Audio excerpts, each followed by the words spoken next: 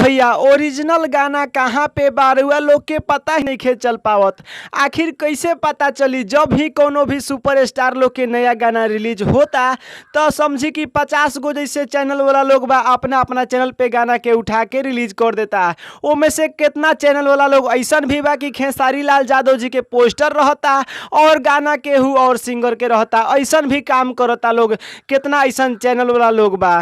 तो भोजपुरिया जहान ओरिजिनल गाना रुआ अगर सुने के बाद आदि शक्ति फिल्म्स यूट्यूब चैनल पर रिलीज कर दिहल गई बा खेसारी लाल यादव जी और अंतरा सिंह प्रियंका जी के सुमधुर आवाज में। वही गाना जैसे कि आप सब सुन ले रही, भतीजा तोर माइयो जिंदाबाद तोर मौसियो जिंदाबाद। जी हाँ भैया, वही धुन पर फिर नया ब्रांड लेके आ गई बड़े खेसारी लाल यादव जी रुआ सभे के बीच में बोल बम के गाना भतीजवा के माई जाई का देवघर। जी हाँ भैया, एल्बम के नाम बा भतीजवा के माई जाई का देवघर।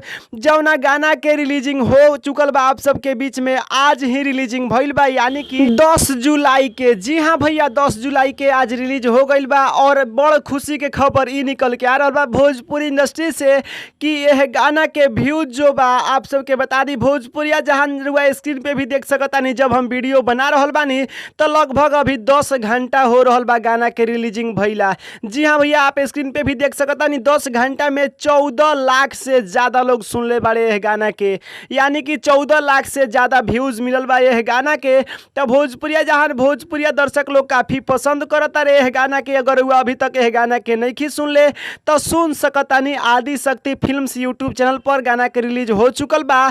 गाना के नाम बा भतीजवा के माई जाई का देवघर। जी हाँ भैया, बतावल चाहता नहीं कल भी एगो खेसारी लाल यादव जी के नया गाना आ रहल बा जौना गाना के नाम बा पंडित जी पर फेंकली। जी हाँ भैया, पंडित जी पर फेंकली जो कि बोलबम के नया गाना कले आप सबके बीच में आ रहल बा।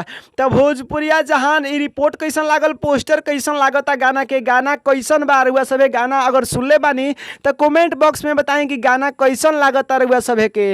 और रुआ अगर अभी नहीं सुन ले तो सुन सकता नहीं। तो भोजपुरिया जहान फिर लेता नहीं इजाजत। अगर ऐसा जानकारी एक बाद भी पावल चाहता नहीं तो नीचे लाल रंग के बटन दिहल गई बा, ओकरा के दबा के फ्री में सब्सक्राइब कर ली, साथ में बेल आइकन घंटी दबा देव ताकि कोनो भी जानकारी एक बाद हम लेके आई रुआ सभे के बीच में तो ओकर नोटिफिकेशन रुआ मिल सके। जी हाँ भोजपुरिया जहान फिर मिलता नहीं अगला वीडियो में नया न्यूज के साथ।